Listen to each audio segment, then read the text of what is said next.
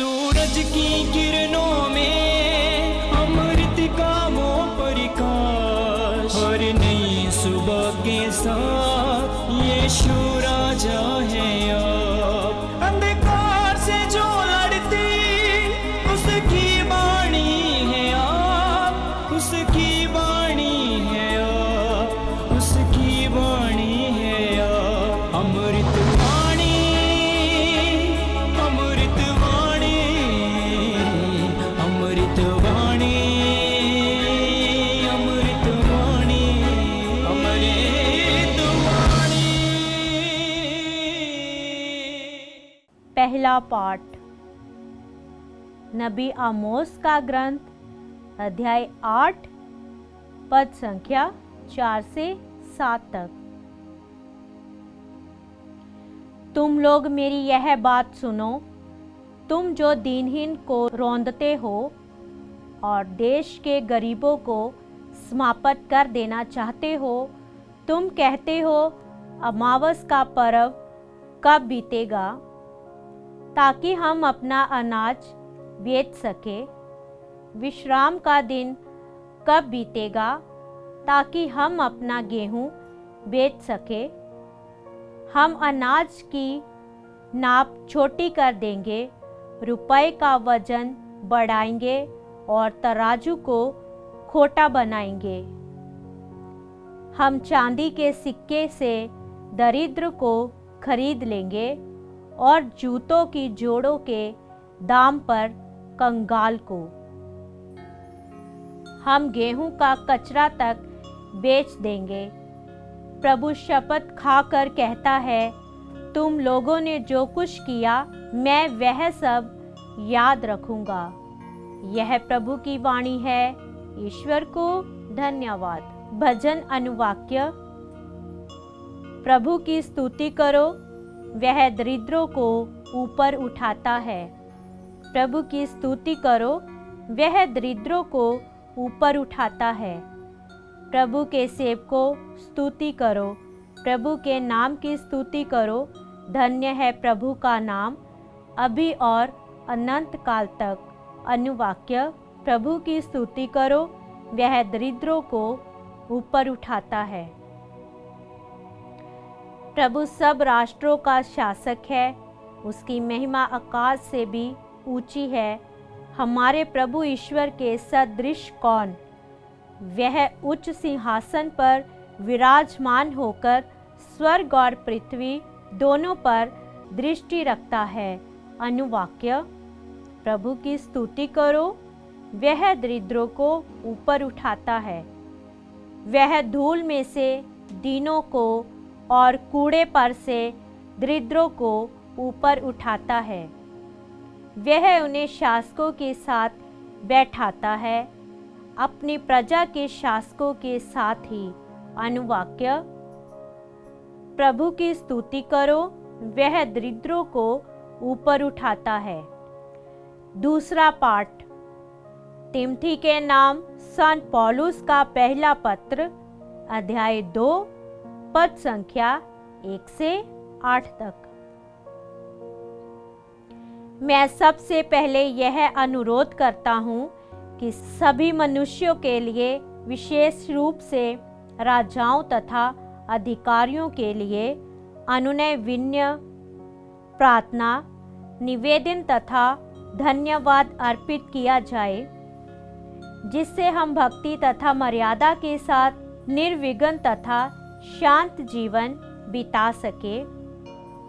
यह उचित भी है और हमारे मुक्तिदाता ईश्वर को प्रिय भी है, क्योंकि वह चाहता है कि सभी मनुष्य मुक्ति प्राप्त करें और सत्य जान जाए।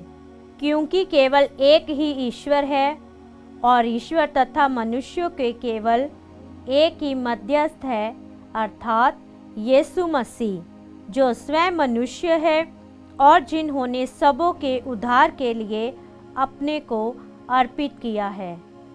उन्होंने उपयुक्त समय पर इसके संबंध में अपना साक्ष्य दिया है। मैं सच कहता हूँ, झूठ नहीं बोलता।